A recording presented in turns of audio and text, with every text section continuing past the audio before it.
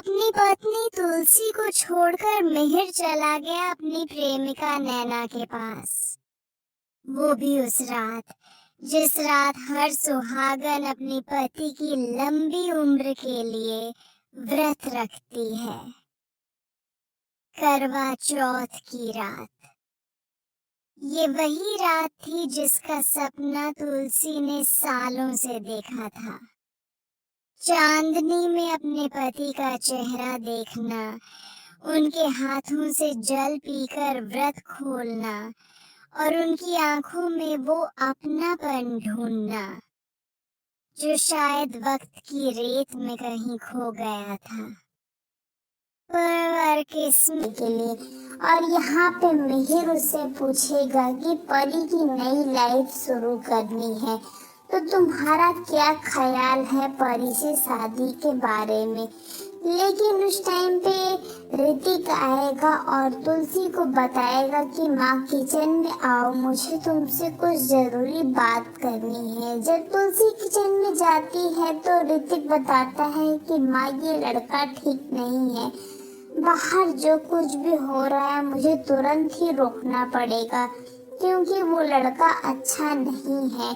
वो लड़कियों को यूज करता है, एक के बाद एक को फंसाता है, मीठी मीठी बातें करता है और फिर उनके साथ में फ्रॉड करता है। जिसके बाद तुलसी बोलती है कि ये तू क्या बोल रहा है। तो ऋतिक बताता है कि ये परी से प्यार नहीं करता, सिर्फ और सिर्फ परी के पैसे से शादी करना चाहता है। इसलिए हमें बाहर जाकर अभी का अभी सबको सच्चाई बतानी पड़ेगी। जिस बात को सुनने के बाद तुलसी काफी घबरा जाती है। वो सोचने लगती है कि आखिरकार ऐसा क्या किया जाए। इधर दूसरी ओर रणविजय जब बाहर बैठा है तो वो काफी ड्रामा करता है और बहुत ही मीठी मीठी बातें करने की कोशिश करता है।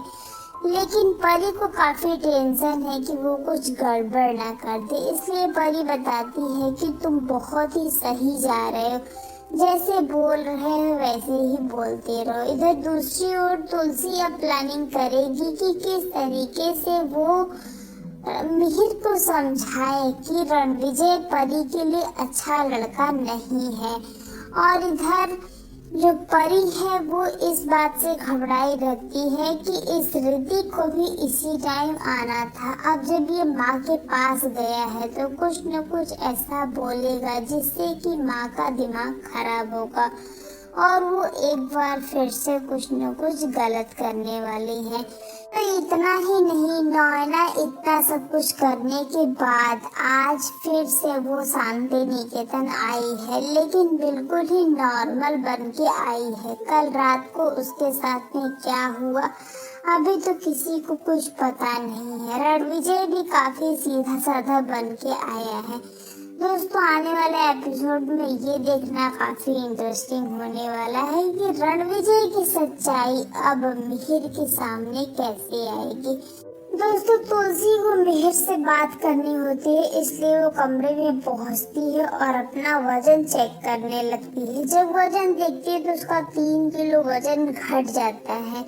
जिसके बाद तुलसी एआई से पूछती है तो पता चलता है कि डिप्रेशन में आने के कारण उसको वजन घट रहा है। तुलसी बताती है कि मुझे टेंशन हो रही है, मेरा दिल टूटा है इसलिए वजन घट गया है। अब मिहिर भी यहाँ पे अपना वजन चेक करता है तो उसका वजन बढ़ा हुआ होता है।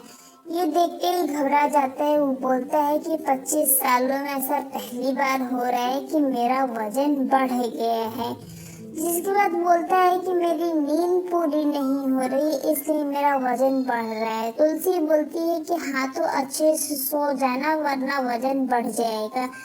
उसको सोते हुए देख के तुलसी काफी खुश होती है और वहाँ से चली जाती है। इधर दूसरी ओर शोभा को भी इस बात का पता चल गया है कि जो तुलसी की साड़ी फटी हुई थी वो कोई और नहीं बल्कि परी फाड़ी थी, क्योंकि वो अभी तो डस्टबिन में साड़ी का टुकड़ा देखी लेकिन उस टाइम परी को तुलसी के कमरे में जाते हुए देखी थी। इसलिए उसको पता चल जाता है कि ये सब कारनामा किसी और का नहीं बल्कि परी का है। अब वो परी के पास जाती है और बोलती है कि तुझे पता है कि वहाँ पे अवार्ड मिला तो पापा ने किसका नाम लिया। परी बताती है कि हाँ, नैना आंटी का नाम लिया होगा। तो शोभा बोलती है कि नैना आंटी का नहीं, उन्होंने मम्मा का नाम लिया। ये सुनते ही परी काफी घबरा जाती है और वो अपना नेल पेंट दिखाने लगती है। वो बोलती है कि मैं कौन सा नेल पेंट लगाऊं, मेरे ऊपर कौन सा अच्छा लगेगा। जिसके बाद शोभा कपड़े का टुकड़ा उसके हाथ पे रखती है। वो बोलती है कि ये तेरे ऊपर काफी अच्छा लगेगा।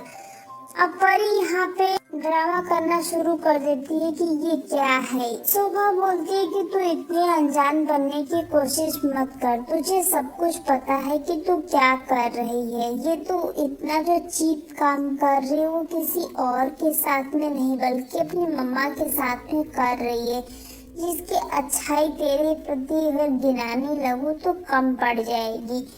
जिसके बाद शोभा बोलती है कि अगर मेरे होते हुए तो यहाँ तू मम्मा पापा को अलग नहीं कर सकती। अब यहाँ से शोभा चली जाती है और परी बहुत ही ज्यादा गुस्से में आ जाती है और सोचने लगती है कि मेरे से पंगा ले रही है तो मैं कोई बच्ची नहीं हूँ जो कि तुम मेरे साथ में खेल खेल रही हो। अगर तुम मेरे साथ में गेम खेलना चाहती हो तो ठीक है, चलो देखते हैं। दोस्तों, आने वाले एपिसोड में ये देखना काफी इंटरेस्टिंग होने वाला है कि अब यहाँ पे परी की जीत होगी या फिर शोभा की।